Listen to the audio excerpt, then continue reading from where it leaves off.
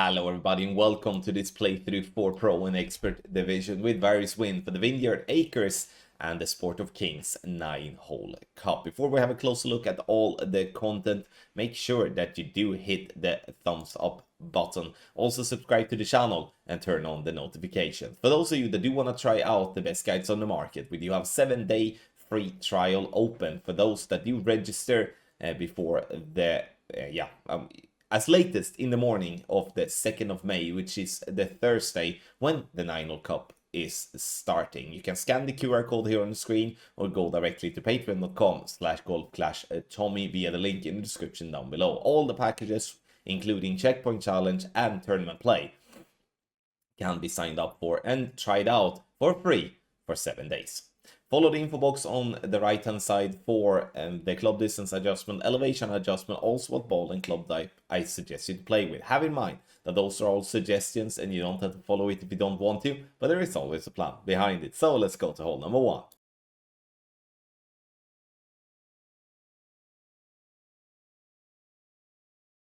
Hole number 1, if we do have any sort of tailwind, we are going to send it. If we do have a crosswind or a headwind, we're going to lay up. But no matter what way we're doing, we're going to end up either on the green or by the green. It's just going to look different. So here, using the Berserker ball, starting at around the plus 25 yard mark, using 2 right spin. And you can see here now that I'm not using any top spin whatsoever, because that's a very easy thing to do as a mistake. Thinking that, okay, there's pretty far away from the green there, I might need to use some topspin. But no, we are adjusting for the drive, and then we go max curl to the right. And even if we do hit a great right, you can see here that the ball comes in, bouncing, and it lands here for a very short wedge. And if we would be having a better rollout, we would be on the green. But what we do want to avoid here is to roll over the green into the back rough. That's just so extremely unnecessary. The wedge for display, we play this one either with max top spin, and then for those that do have then Embringer 7 or 8, play max top spin with EB School minus 35% elevation, P4 numbers. And if you play a no spin, and then we do play with a power 5 ball settings, we're playing with a power 5 ball. The no spin is in my opinion the one to be the most reliable here, because the green is a little bit bumpy, and especially if you have a longer wedge, you do have a risk of having a pretty poor ball guideline if going for the max top spin. 2 grades in a row, and we still ends up with an eagle. This one is a very forgiving par 4, which also means that if you're going to have any chance for a top spot, you're going to have to start off with an eagle on hole 1.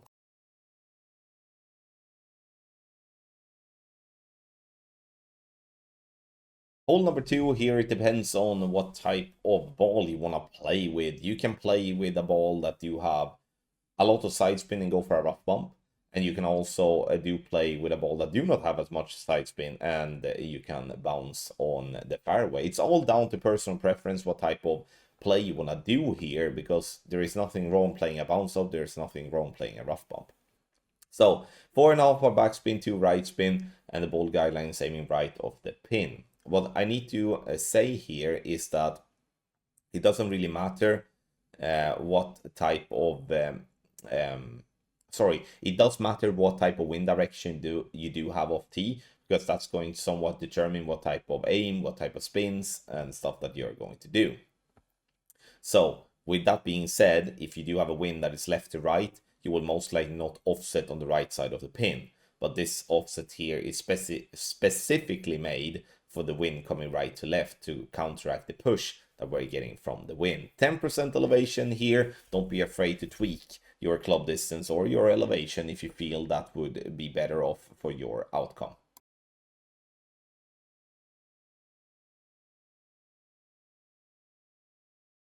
Hole number 3, if we do have a headwind, I would strongly advise you to try to use a ball that you have as much power possible and as much wind resistance possible. Now I do understand that not everyone has a power 5 wind 3 ball, but I also know that there is a lot of people do have some either from buying but also from winning for free in the tournaments. Starting with the bullseye by the rough line, max plus 10 is adjustment. And here with the luminary ball, which is a power 5, win 3 ball, we're going max curl. And the intention here now is to bounce on the fairway over to the other fairway and get ourselves a short iron towards the pin. Again, you can be a bit more conservative and somewhat get yourself a layup for a long iron instead, which obviously would be that you have your drive much further back. But the short iron has its benefits, as you can then play with the thorn. It allows you to play very few rings and can attack the pin there from distance.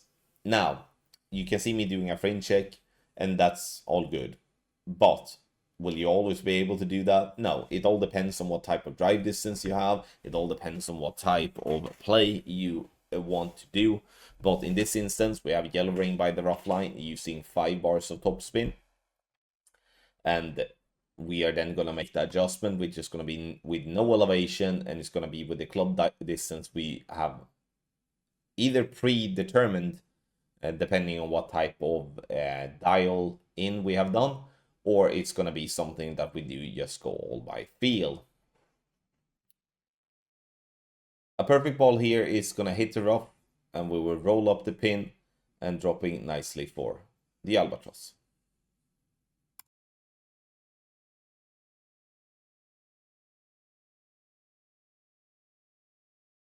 The same thought process on hole 4 as it is on hole number 2 is either a rough bump or it's just a bounce up. We're playing here from the min line, P3 min line. I kind of enjoyed that. Like, I'm kind of what can we say? I'm somewhat in love when it comes to min lines and max lines, because it helps you being very consistent. So what I'm doing here is that I'm adding whatever spins needed to get the ball guideline just a little bit long, and also over the left hand side.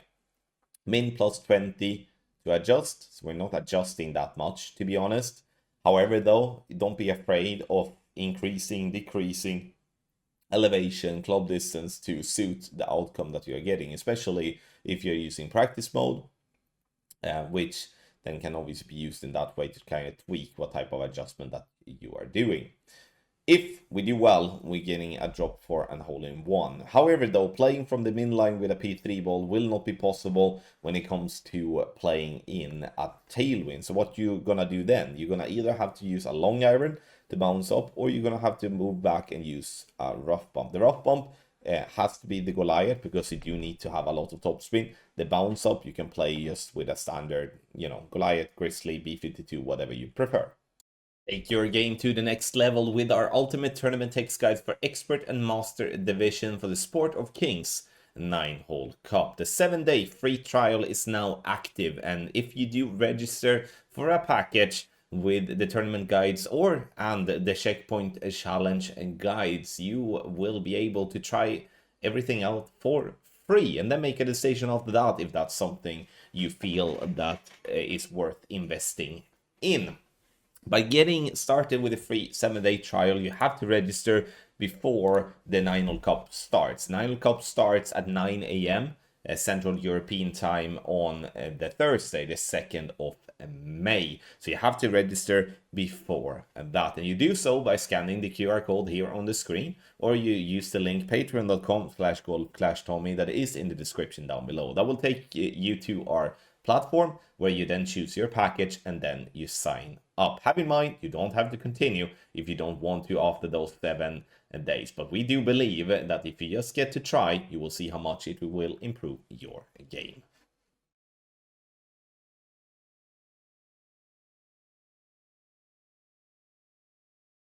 On hole number 5, we are playing down the right-hand side as the more, I would say, the conservative play, and also the normal play, I would say, on this very tough par 5.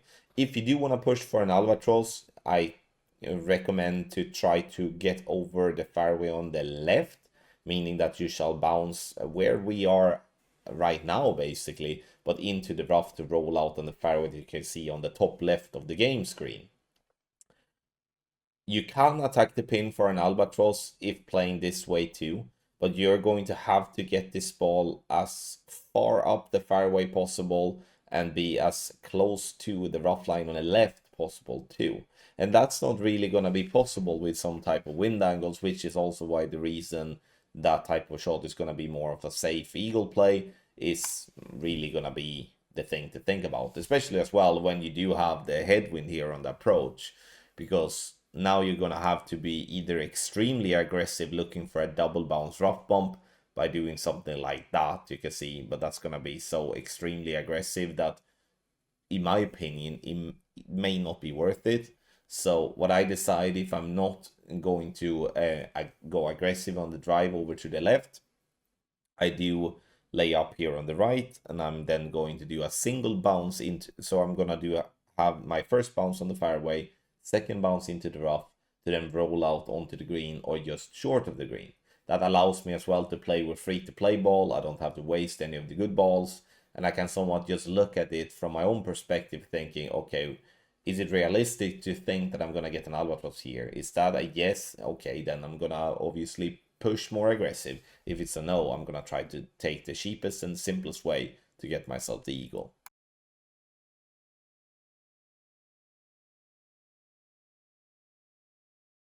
On hole number 6, you do get the option to either get your drive over on the left of the middle bunker or that you do on the right. We are choosing to go left in this instance, and we are going to make an adjustment that is max plus 10. I'm gonna take the shot, and you can see that I'm using max overpower with a completely slow needle. That's a trick that you can use to get yourself a little bit more distance without having a shaky needle when you use overpower. The ball bounces consistently over here on the fairway, and we are approximately around 330 yards. You may be thinking, can I send this one? Yes, you can, but you have to have a pretty decent tailwind. But when it comes to the send it, that has become less and less of a favorite of mine. That's because it is so easy to go into the water by having a bad bounce, and it's also not that easy to get the ball to actually stop on the fairway on the other side of the water, in my opinion. Now I'm actually going for a rough bump here, and I wanted to show you this type of replay as it is on the more aggressive side, but it's also the way to give you the most consistency in terms of attacking for an eagle. But if you do want to take the more conservative route, which is, I mean, I'm nothing against that, but what you're going to have to do then is to bounce on the fairway further back and then bounce up towards the pin. But I always want to try to show you, regardless how aggressive it is in these playthroughs, wanted to show you the best possible chance for an albatross. No elevation on the second shot, and then we bounce into the rough, roll up onto the green, and dropping for the eagle.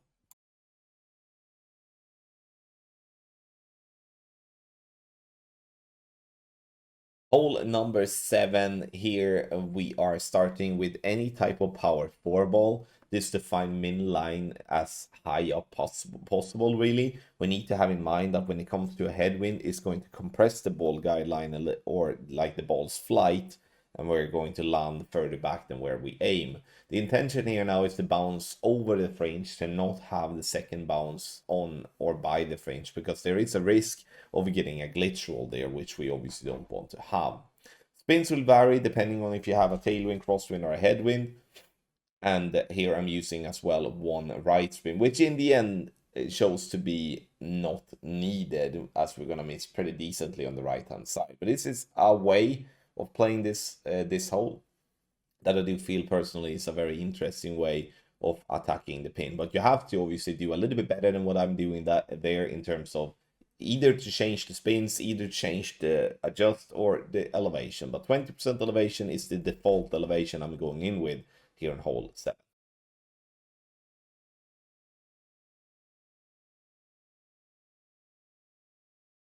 On the drive here in hole number 8, we are playing the ball down the fairway and looking to be positioned in a very nice way to use our guardian on the second shot. Adjust max plus 10. I'm only using approximately 0.8 ball of right curl. You may wonder, why do I use both the right spin and the right curl? The reason for that is the slope on that fairway, because that slope on that fairway is pushing the ball a lot back to the left. So if we're not using the curl, we're going to force ourselves to land very, very close to the rough line with our first bounce, and that's not something I'm interested with. Second shot, you can decide to either go for a rough bump like this, or you go for, a, a backspin shot like this with our Guardian, which is the more conservative way of playing. We're using the slope there behind the pin to let the ball roll back into the hole. Or you go for a rough bump, which is that skinny rough that you have on top of the bunkers that is before the green.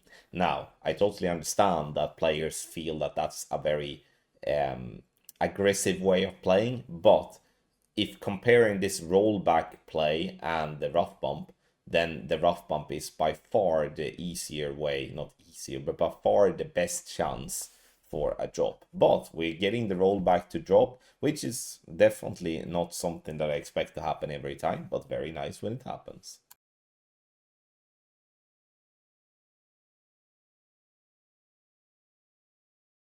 Hole number 9. This is a very long par 5, especially if we can't reach over to the fairway over that rough. And we can't do that if we're not having a decent tailwind combined with a topspin boost ball. So here we do lay up. I decided to choose to use a power 4 ball. And the reason for the power 4 ball is to give myself a little bit of an easier time on the second shot. But does this mean that you can't use a Kingmaker or like just a standard power 3 ball? You can most definitely use that. It's just gonna make the drive to have to a little bit longer, because obviously the lesser power we have, the lesser room we do also have in terms of how long we need to have the ball to roll there on the drive. So ultimately we do want to have the ball as close to the rough line possible, where you can, depending on ball power, have a little bit of leeway. Max plus 10 is the adjustment on the drive. Second shot we do play with no elevation, and it's max numbers because we are more or less always going to do from max line. I'm using the wood club that gives me the most power. In this instance, it's the Cat 7. Center the ball and it perfect, because this is not a shot that you want to take easy with either. So you do want, in this case, to make sure to be accurate here to give yourself a short iron towards the pin. Now I'm changing to the Thorn here, and we're gonna not play for max on the approach. We're gonna play somewhere between min and mid, but we're gonna take the third video as well so we can watch that too, obviously. So there we go. The third shot is gonna be a short iron, like I mentioned. We are close to approximately mid distance, I would say, trying to build some sort of a reference with a pin check. But you can only imagine when you come to hole 9 and you need to get this one eagle to have a good spot in the tournament. That's a lot of pressure. And that's what makes this par 5 really difficult, as we are actually fighting here to get ourselves the eagle, and obviously in the easiest possible way. Having this type of wind on the approach gives us definitely some leeway in terms of faulty adjustments and such. But you have to be focused, you have to be correct with your adjustment and ball centering and pull angle and all those type of things. Otherwise, you're not going to drop this one for the eagle. But to end up here on hole number 9, you do have to play 3 shots more or less all the time on this hole if you can't use a very good ball to get over that long piece of rough that we do have there by the drive. Thank you everyone for watching this playthrough for Pro and Expert Division with various wins here for the Vineyard Acres and the Sport of Kings 9-hole cup. Try out our free 7-day trial. The registration for that closes the morning Central European time, the 2nd of May, the Thursday. So make sure to sign up before that and try out our tournament guides and the Checkpoint Challenge guides for free. That you can get to by scanning the QR code or use the link that is in the description down below. Thank you once again for watching, and wish you the best of luck in your Golf Clash game.